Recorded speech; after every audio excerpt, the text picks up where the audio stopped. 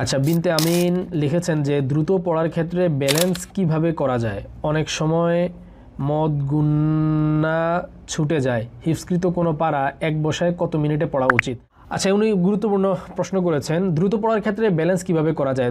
দ্রুত পড়ার ক্ষেত্রে দ্রুত কথাটা তো আপেক্ষিক। দ্রুত বলতে কত দ্রুত? এখন অনেক সময় মদ গুন্না যে ছুটে যায়, এই ছুটে যাওয়ার বড় কারণ হচ্ছে নাজেরার ঠিক না থাকা। কোরআনের রিডিং পড়াটা যদি কারো ঠিক থাকে, তাহলে সে হিফজ করে ফেললে দ্রুত পড়ুক আর আস্তে পড়ুক, যেভাবেই পড়ুক, তার কিন্তু মদ গুন্না ছুটে যাবে না। ঠিক আছে? এই কারণে যদি নাজারায় সমস্যা থাকে, তাহলে নাজারাটাকে একটু ভালো করে ঠিক করতে হবে। তাহলে আর মদ গুন্না ছুটে যাওয়ার সমস্যাটা আসবে না। এটা তো আসার কথাই না, কোনোভাবেই আসার কথা না নাজারা ঠিক থাকলে। আর হিফজকৃত কোনো পারা এক বসায় কত মিনিটে পড়া উচিত? যদি আপনি নর্মাল হদরের সাথে পড়েন, তাইলে 25 মিনিট থেকে আধা ঘন্টাতেই আপনাদের জন্য আমি সাজেস্ট করব আধা ঘন্টার ভিতরে আর কি। আধা ঘন্টা এনাফ।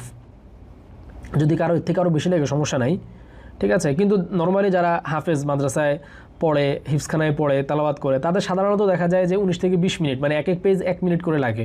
নর্মাল যে সাধারণ যে তেলাওয়াত, হিফজখানার ছেলেরা সাধারণ যে তেলাওয়াত করে, দৈনিক তেলাওয়াত, সেই তেলাওয়াতে তারা যেই গতিতে তেলাওয়াত করে, প্রতি 20 মিনিটে গড়ে আর কি আমি বলছি, একবার করে তেলাওয়াত করতে পারে এক এক পেজ। কারণ প্রতি পেজ তো 20 পৃষ্ঠা করে, তার একবার পড়তে 20 মিনিট সময় লাগে গড়ে।